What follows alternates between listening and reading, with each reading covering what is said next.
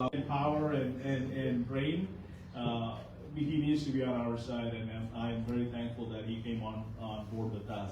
And looking at RFK Jr., Kennedy family coming on to the Republican Party, I don't think anyone ever thought about that's going to happen, right? I mean, then Tulsi Gabbard, who was being an elected official, congresswoman for the Democrat Party, moving over to the Republican side, that's another thing.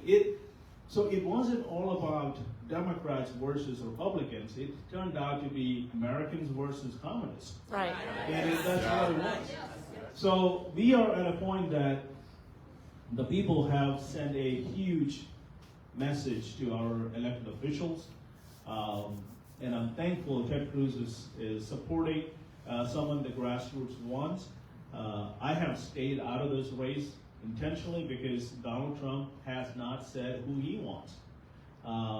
The last thing I wanted to do is go and support somebody, and President Trump comes up and says, well, that's the guy I want, and then we're going to look like a bunch of idiots, so we don't want to do that.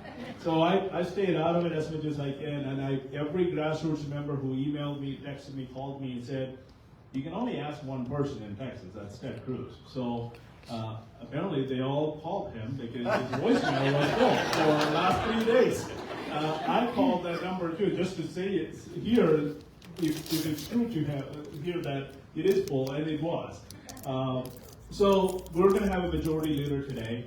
It doesn't matter who it is. My whole thing is, if that person is going to come on board and push Donald Trump's agenda, America First agenda in the next 4 years, that's the person we want. We want a person who is going to be with the people, doing the work for the people, not for the establishment of Republicans or Democrats. I believe whoever gets to that place today is going to do that, because knowing Donald Trump is back on Twitter, he's going to be publicly calling this person out on a daily basis, and nobody wants that. No senator wants to be called out by the President of the United States, especially if its name is President Trump. So I think we're going to have a great time in the next 4 years. I believe our federal government is going to get back to what it's supposed to be doing, and if they don't, I can promise you we're going to lose the next election, because the people have given us a mandate to go fix things, and if we don't do our job, they're not going to be happy about it. They're not going to get us back into the office. So it is not only just about the Republican Party, it's also about the nation. It's also about our next election, because President Trump is not going to be on ballot. It's going to have to be all about what we've done in the next 4 years, because 2028 is all about going to be results, not about another campaign.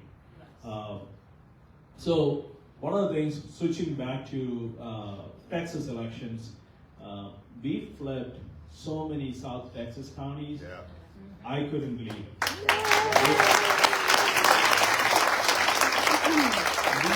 We finally have a senator from South Texas to our Texas Senate. Adam and Hosa won. We have many constables, local elections that moved 8 years ago, most of those races, we didn't have anyone running. Like, we didn't even put a person in because, it's going to be a 70-30 loss. And there was no point in putting money into a race that we're going to lose by 70%. So this time around, not only we had candidates strategically placed in some of the races, and we made sure they got all the resources they need to actually have a real campaign. Adam Hinojosa's race, every Republican came together, and that was an amazing thing to see. The moderate Republicans and the far right Republicans and all the precinct chairs, all the county chairs, they all came together to remove the Democrat senator, to put our senator in office, and they did it. And in the election cycle, that's what we have to do. It doesn't matter what kind of Republican you are during the election cycle, you're going to be a lot better Republican than the crazy Democrat.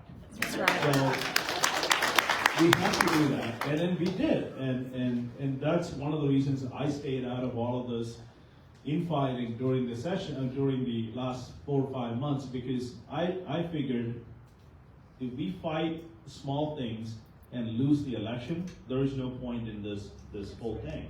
So might as well stay out of it and work on the elections. We spend millions of dollars in South Texas and all over state of Texas with Ted Cruz's campaign, with all of our congressional candidates and our senators, and Greg Abbott came on board, Dan Patrick came on board, many of our House members came on board.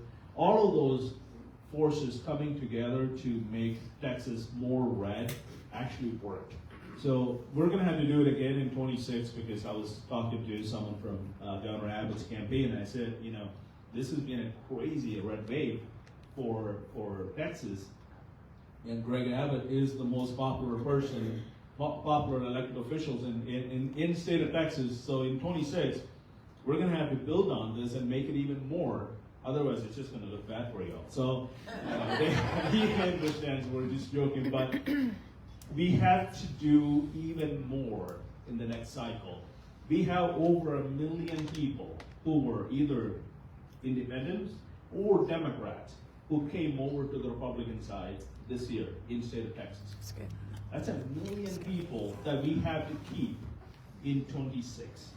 These people cannot be going back to the Democrat Party or become independents again. That's right. That is a huge task that lays on the party, our precinct chairs, our county chairs, our SRAC.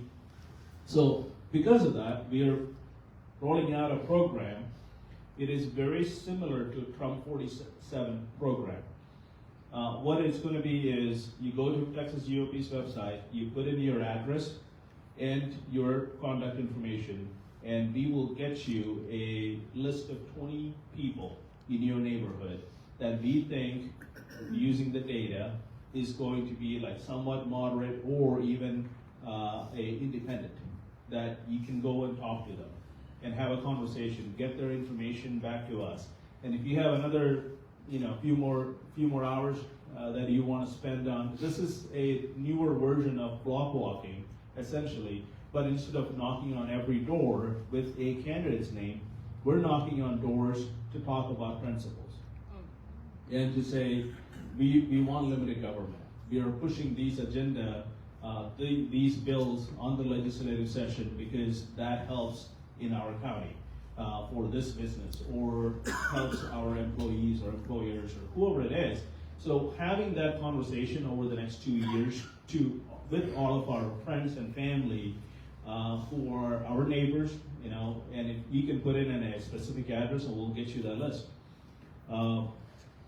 And continue to have this campaign going, not just stop and hey, we won and we're walking away. The hardest time to find a politician is right after they won the election. Yeah. During the campaign, you can find them all. They're all around, right? After that, it's very hard to get them. So instead of doing that, we want to connect with our community and our people during non-election cycle. And that is one of the programs that we're rolling out. It will come out most likely in end of January or early part of February.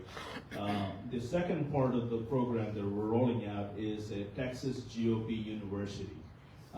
What it does is it has different courses all of our precinct chairs and our grassroots members can go and take.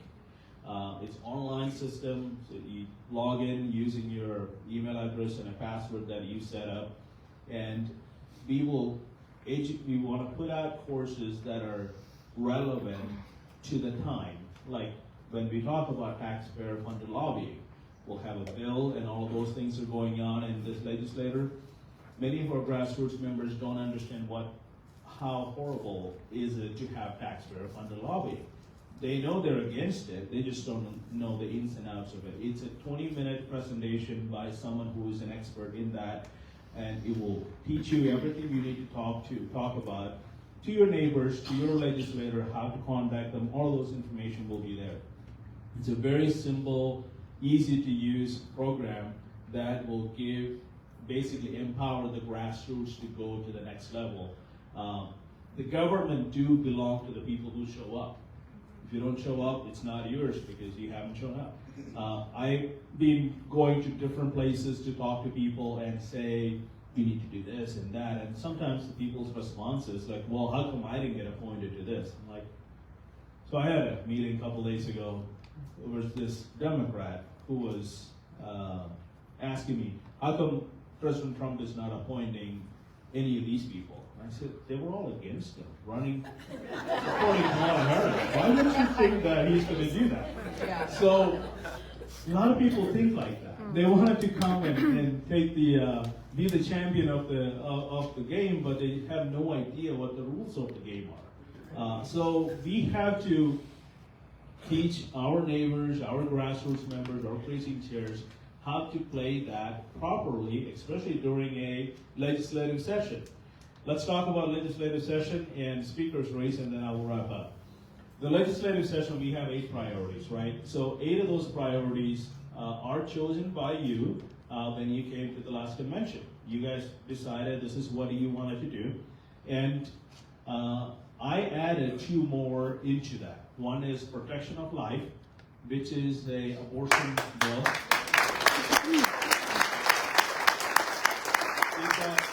It got knocked out from the priorities by a very tiny margin, so we decided we want to put that in there. The second one is school choice. We're going to have school choice. So we have technically 8 priorities and 2 working committees, which is essentially priorities.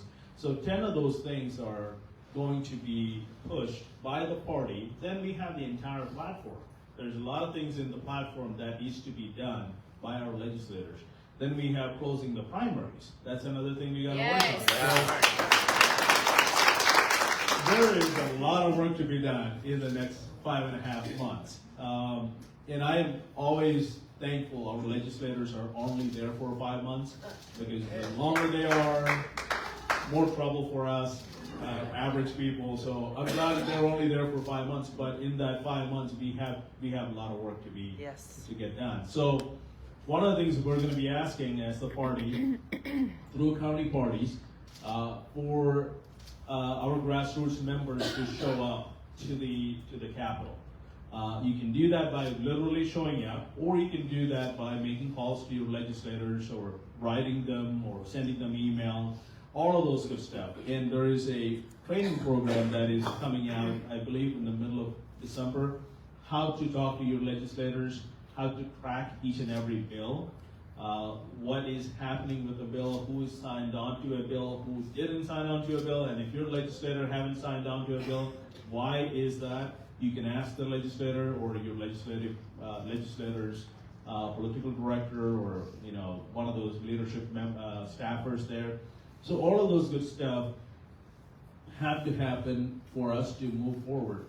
And why is it so important? It's important because next election cycle, average person, your neighbors are going to ask, what have you done for me in the last 2 years? And this is what we have to say. Okay, we did this, we passed school choice, we passed no taxpayer funded lobbying, we passed a power grid, strengthened our power grid. We have to work on water. Water's going to be a big issue for Texas in the next 4 to 6 years. We have so many things that have to be taken care of. And especially after a huge event like November event, people are like, okay, we did our part, go do your job, right? Yeah. So, the Bible verse that says, if you're given much, you're expecting much, right? That is where we are at in our country today with the Republican Party. The people have spoken, they're giving us a lot more than we asked. And it is our time it's our time to respond to them properly. Recently I was talking to Rafael Cruz, and he mentioned something. He said, after the Constitutional Convention, a lady was asking the founding members, hey, what have you given us? And the answer was a republic, if you can keep it. And that is the same mandate we have today. Are we going to keep our republic in the next 4 years or not? Are we going to build it into a place where we can actually have it for our next generation? I have two kids, a 15-year-old daughter and an 11-year-old son. In a few years, I will move on to, away from here, right? And they have their life and their children's life. So what are we leaving for our children, our next generation, is the major question that we have to ask today. And when Ronald Reagan said the freedom have to be fought every single generation, God, did he mean it? Yeah. And this generation especially, because we literally have Marxists in our nation, in leadership, trying to be the President of the United States. It is a whole different world. I came to the United States in 1996. My dad is a Pentecostal preacher, so so was my grandfather. So my dad decided he wanted to move to, can you stop that? You're distracting me.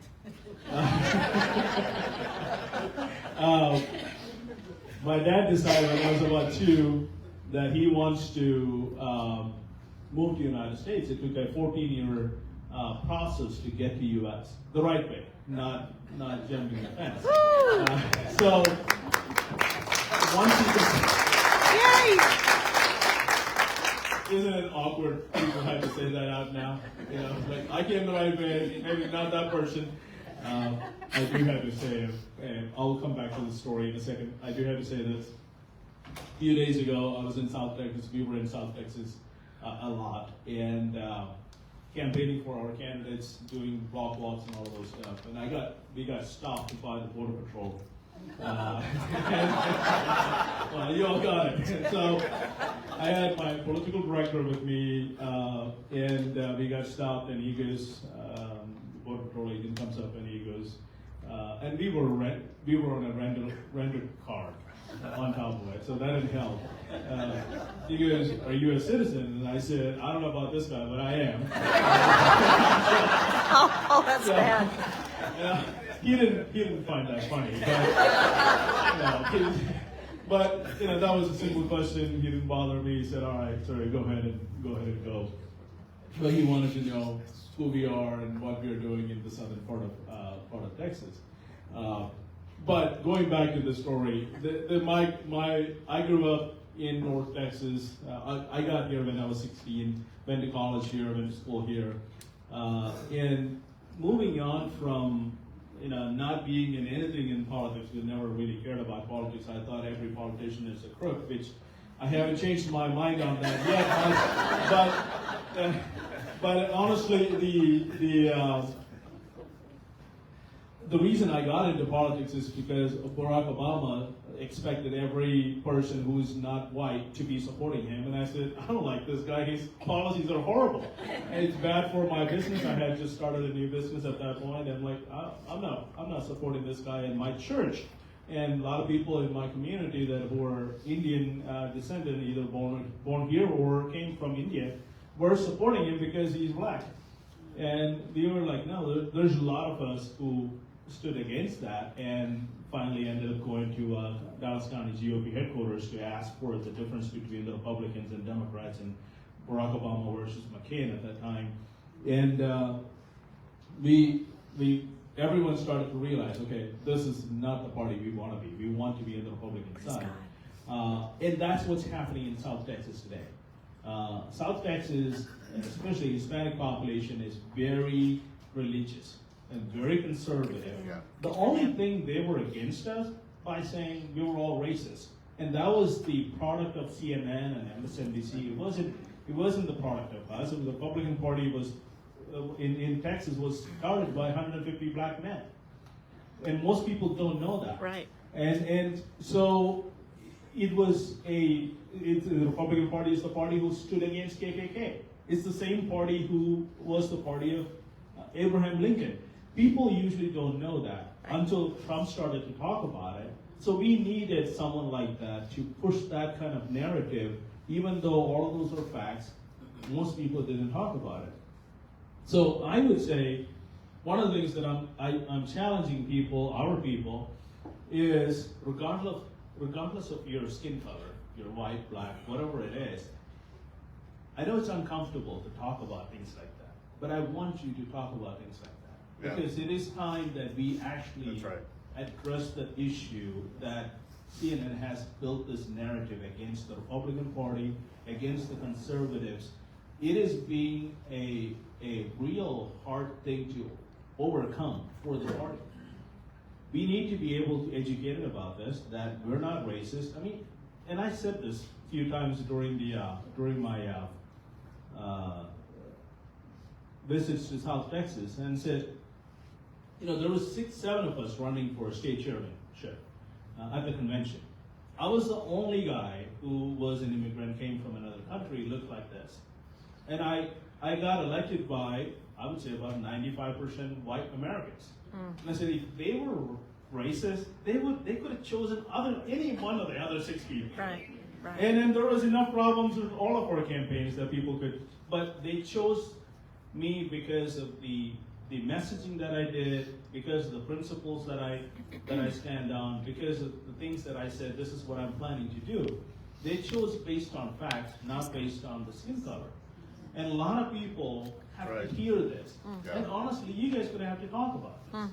Because our next generation, our kids, they don't see color. They really don't. They don't care what the color of their friends are. They really have no problem with it. It's not even a thing in their mind. They can laugh about it, joke about it. But some reason the Republican conservatives, older folks, have a problem with that. We need to stop with that issue. We need to overcome that problem. Otherwise, we're going to start to lose again. Because when you don't talk about it, when you don't address it, the narrative from the CNN becomes true. We gotta push back on that, and that's a major challenge that I wanted to put out there with all of our Republicans, especially precinct chairs, county chairs, people who are really active in the party. And this is a very grassroots organization. This is not a public event, essentially. So that's why I'm bringing this up here. When you talk to your neighbors, you've got to address these issues. When you talk to your neighbors about abortion issue, you got to address that issue. That is a major issue for a lot of our people. It has nothing to do with race, but a lot of our people want to know why the Republican Party is doing what they're doing. And having that narrative openly talking about it, and not only talk about it, actually give them some facts. Okay, a child is a child. Doesn't matter if it's inside or the outside of the womb. Talking about things like that is very uncomfortable, but who else is going to do it? You're it. So no one else is going to do it. It's our responsibility, and you don't have to be nasty about it on Facebook, but we can be very open about it and do the right way. So one of the reasons we want to do, the party wants to do a lot of this training is giving the right talking points to people so they can actually have these conversations, uncomfortable conversations, about our priorities and our principles, why the Republican Party is what it is. Moving on to the last subject in my deal is the speaker's race. Everyone wants to know who's going to be the next speaker. I have no idea. Your guess is as good as mine. One thing we want to make sure is we want to get a speaker who is going to push our priorities, pass it, and not throw it on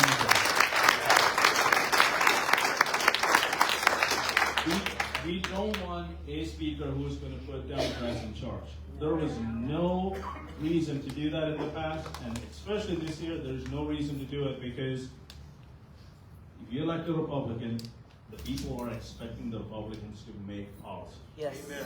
If not, what's the point of electing a Republican? Absolutely. Right. So,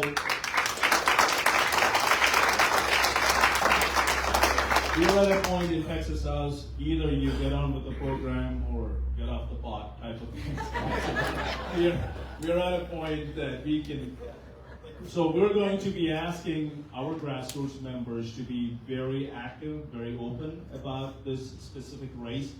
We haven't gone against a specific candidate. There's only 2 candidates at this point, Dave Phelan and David Cook. We don't know if someone else is going to decide to run. From our side, from the Republican side, there is a Democrat running. If Dave Phelan is going to put Democrats in committee chairs, we're not going to be on support. Amen. That's right. And I tell people that, hey, it's not about personality, because most people, if you ask who was the last chairman of the party, most people have no idea. They don't even know who the chairman now. Most people don't know who their congressman is. You know, that's the truth. Nobody really cares about the personalities and their egos and things like that. What matters is what are we doing with the elected officials we have. So if a speaker is going to come on board and put a bunch of Democrats in charge, we don't want that person. We're going to be openly against that person, working against that person. We also want to have a commitment from our speaker that Republican priorities will get a floor vote before Democrat bills get it. Yes. That's right. Our priorities will come to the floor and put it on public that how many people are on our side, our own legislators, or how many of them are against us. We want to see that process very transparently so we can see who we need to primary next time. This is very simple. Yeah. If they're not on our side and supporting the Republican priorities, they don't need to be there representing the Republican Party. It's very simple. So we want to have a much more transparent process in the next legislative session. I know it's going to be a fight, but hey, this is what we signed up for, right? So That's right. thank you all for being here today. I will open up for a couple of questions, and we will go from there. Yes, ma'am. What is your opinion of David Cook as the speaker? I don't know him personally. I met with him for about 30 minutes or so, and I spoke to him about each one of the priorities, including no Democrat chairs, and he agreed to every one of those. So personally, I don't know his background. I know he used to be a mayor or something like that, or a council member or something like that, and he's fairly new to the legislative office. But if he's going to be supporting our priorities, that's all I need. I got a question. Yes. Thank you. I want to encourage the leaders like Ted Cruz and different ones from the top down to, if they're going to say vote red all the way down the ballot, to also throw in a tagline, check your local races. We had people walking in to go vote who said, I'm good, I'm voting red all the way down. I'm like, good, but come here. There's local races. We have 3 school board positions coming up this fall and 2 city council. They're going to be nonpartisan, and people are going to think, anyway, that'll be different. But anyway, in the future, if our leaders up top can add on, check your local races, find out how to know what's going on locally, because people walk in, they do really well, they get to the bottom, and then, oh, it happened again. I had no idea there were 2 propositions, or I didn't know the difference between these candidates because none of them are marked. And that may change, I know, but if it doesn't, if we could just add that tagline, people will think more instead of relying on someone to tell them to vote red all the way down. Right, the Republican Party do want to endorse, but it's still not going to be on the ballot itself because Right. We can't. There is a proposal of making nonpartisan races partisan. Yes.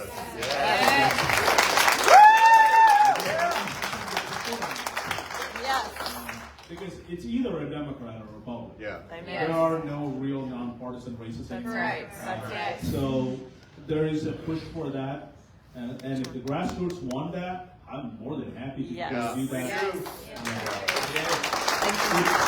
It saves millions of dollars on election too, because let's look at 24. We had the primaries in March. Yes. Then we had the runoff end of May. We had the local elections at the beginning of May. Then we had their runoff in, I think in June. That's right. Then we had a special elections. Then we had the main election. We had bond elections. So there was like 15 elections taking place in 1 year, and people are tired of it. Absolutely. They just don't want to show up. Yes. That's right. They will show up in November because they know president is on the ballot Right. or governor is on the ballot.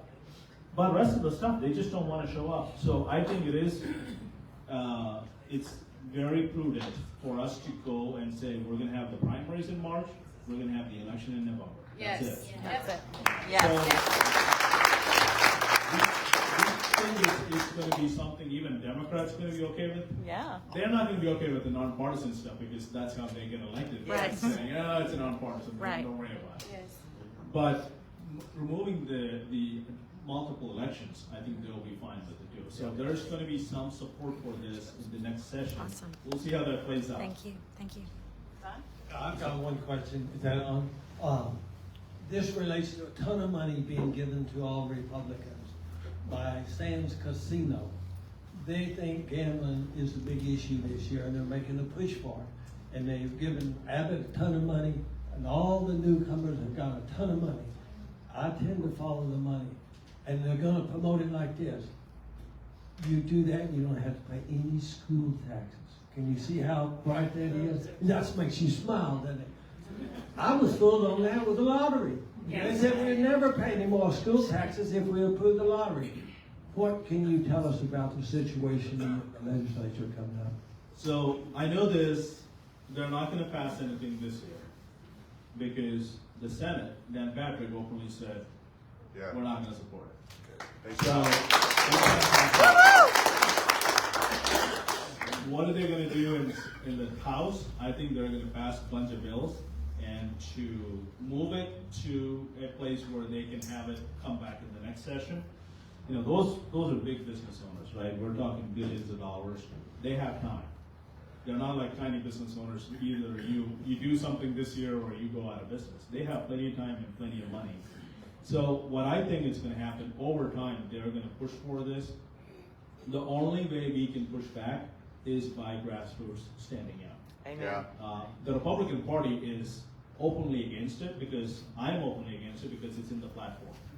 I have a simple way of explaining it and says that's not what my people want and that's not what I'm going to stand for. If one day the Republican Party comes up and says, well, we're okay with having the gambling in Texas, go for it. I won't be the chair, but find whoever wants to do that and let them do it. But I don't think they're going to do that this session.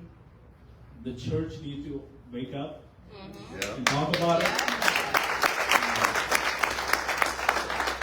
And that's the way to fix that problem. It's going to be a problem for the next 6 to 8 years, for sure. And just for clarification, the lottery pays for 3.5 days of schools a year. 3.5 days. That's it. Why do we buy that disturbing? We listen to the politicians. Yes. Yeah. Yes. Yes, sir. My name's Terry Logston. I'm a pastor and a gun store owner. I love you.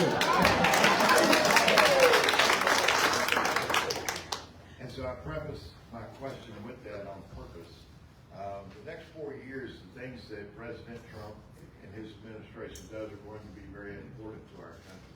I mean, everything that he has promised, and we as people have to hold his feet to the fire on those things. What my question is the 4 years coming after President Trump, what can we as American patriots do to ensure that they are prepared for the next 4 years so that we can remain a red country? The first thing we need to do is be able to identify who are the people who are not on our side this time around, and also who are the people who came to our side brand new. Who can sit at my table?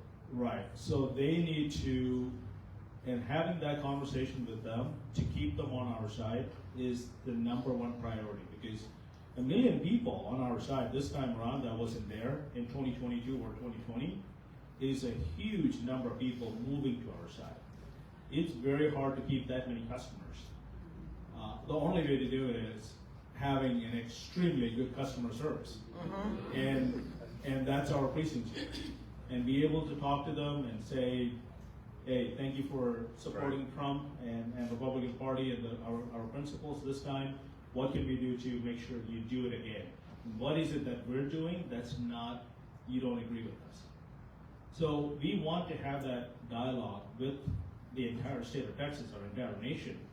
If we don't, we're not going to be able to win another election. We're just not going to be able to, because Democrats have the entire media on their side. They'll continue to have that. the only way we won this is by how horrible Biden administration was. That was the only pretty much the reason, and Trump being Trump, that helped. And people just got tired of They got paying heavy prices on grocery stores and gas stations, and their retirement funds going from 30% to 7% response and things like that. So my response to you is we have a huge avenue, which is you have a congregation, and if our preachers, our pastors can openly talk about not Republican priorities, but biblical priorities in government, Amen. that's right, we will win every race. I mean, that's the simplest thing we can do. My church does that. I know I said I grew up as a Pentecostal preacher's kid. My dad is a Pentecostal preacher still, but I attend a Baptist church. And joke about it by saying my dad is praying for me to come back to Christ. But my church, it's a Prestonwood Baptist church, that's where I go to. They actually talk about it. It's a Praise church God. with about 40,000 people. Yep. It makes a huge difference. Yes, yes. In Collin County, is being, staying red is because some of those churches are very active in Parliament. Right. We need to have that everywhere. Yes. If the preachers can openly have a conversation with their congregation saying, hey, we don't support abortion. We don't support gender modification of children Yes. or anybody. Yes. Those tough conversations from pulpit changes the outlook of their congregation. Yes. Only 40% of the people who goes to church are registered. The 60% is not even registered. Out of the 40%, only 50% show up. So we barely have 20% of the people who are churchgoers showing up on an election cycle. If you want to register some people, that's where we need to start, because those are low-hanging fruits that people who are on our side, we just need to get them to polling locations on a cycle. So that's my response. It's a lot of hard work coming our way. Yes, sir. I think that is it. Yes, sorry. Thank you for coming today. My name is Marietta Harrell, and you mentioned the school choice priority, and I want to talk to you about that just real briefly, that the legislation that they looked at last term, that was so watered down and affected so few students that there would have been no real impact for the average parent. And when you have parents who have money that are able to give their students a private education, students who don't have money, education should be in the free market, because that generates competition. Competition generates excellence. That's right. So what I'd like to see happen is real school choice that affects all students, even the students who are poor, whose parents are poor. They can choose the school that they want to go to, and they can be raised with values in the school system that reflect the parents' heart for their children, instead of being housed off to, I'm going to call them warehoused, in public education, which is pushing mandates that result in some of our politicians being Marxist. Right.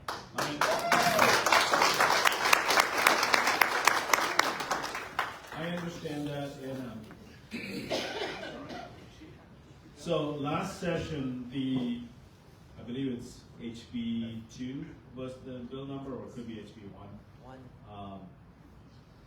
That bill was watered down to a point for a reason, and the reason was Governor Abbott wanted that passed, so he was giving into all the negotiations that was happening.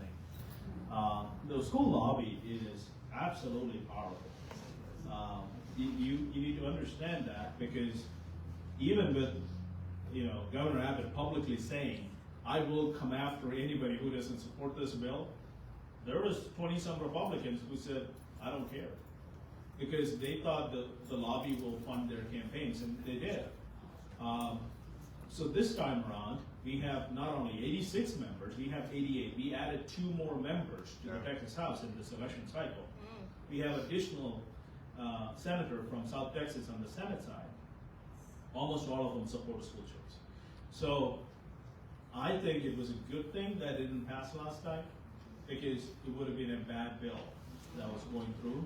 This time we have a lot more support for it, and we were able to educate more on the public side. So I think it's going to be a lot more stronger bill this time around. And honestly, anyone who's going to go against school choice this time, we're going to primary them next time again. That's right. So That's right. I think the legislators are going to be a lot less likely to have the influence by the lobby groups. So we will have a much better bill coming out this time.